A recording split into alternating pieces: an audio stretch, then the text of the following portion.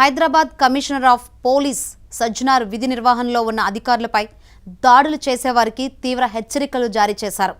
చట్ట ప్రకారం కఠిన చర్యలు తీసుకుంటామని ఆయన స్పష్టం చేశారు. పోలీస్ అధికారులు, ఉపాధ్యాయులు, ఆర్టీసీ సిబ్బందితో పాటు ఇతర ప్రభుత్వ అధికారుల విధులకు ఆటంకం కలిగిస్తే సహించేది లేదని తేల్చి చెప్పారు. ప్రభుత్వ విధులకు ఆటంకం కలిగించే వారిపై చర్యలు తప్పవని సిపి హెచ్చరించారు. దాడులకు పాల్పడిన వారిపై నిర్దిష్ట క్రిమినల్ సెక్షన్ల కింద కేసులు నమోదు చేయనున్నట్లు తెలిపారు. 221, 132, 121(1) సెక్షన్ల ప్రకారం నిందితులపై క్రిమినల్ కేసులు నమోదు చేస్తామని సిపి పేర్కొన్నారు. కేసు నమోదు చేయడమే కాకుండా దాడులకు పాల్పడిన వారిపై రౌడీ షీట్స్ కూడా తెరుస్తామని హెచ్చరించారు. ఒక్కసారి క్రిమినల్ కేసు నమోదైతే వారి భవిష్యత్తు అంధకారమయ్యే ప్రమాదం ఉందని సిపి సజ్జనార్ వివరించారు. ముఖ్యంగా పాస్పోర్టు జారీ విషయంలో వారికి తీవ్ర ఇబ్బందులు ఎదురవుతాయని తెలిపారు. అలాగే ప్రభుత్వ ఉద్యోగాల కోసం ప్రయత్నించే వారికి ఈ కేసులు పెద్ద అడ్డంకిగా మారుతాయని హెచ్చరించారు.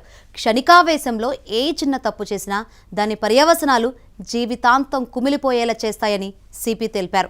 ప్రజలు శాంతియుతంగా సమస్యలను పరిష్కరించుకోవాలని, చట్టాన్ని చేతుల్లోకి తీసుకోకూడదని సూచించారు.